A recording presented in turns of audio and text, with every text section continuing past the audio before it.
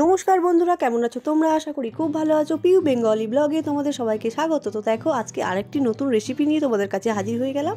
তো আজকে আমি বানাবো কলার বড়া। আমাদের বাড়িতে কেউ ফল খেতে চায় না, আর কলা তো একেবারেই খেতে চায় না। তো যাই হোক, কলাগুলো পড়ে পড়ে পচে যাবে, তার জন্য ভাবলাম কিছু একটা করা যাক। তো দেখো, আমি তো শ্বশুর বাড়িতে আবার চলে এসেছি, কারণ আমার মেয়ের স্কুল এখন ছুটি।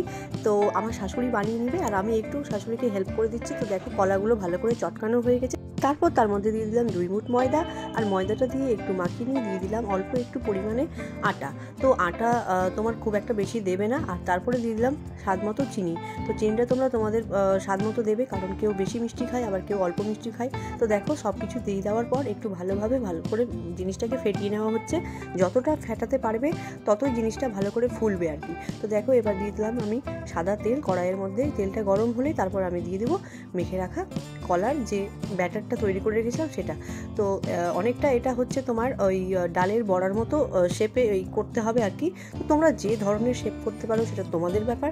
তো সাধারণত এইভাবেই বানাই। তো দেখো, আমি বড়াগুলো বানিয়ে নিচ্ছি, আর কি সুন্দর বড়াগুলো ফুলেছে। তোমরা বাড়িতে ট্রাই করবে। টাটা।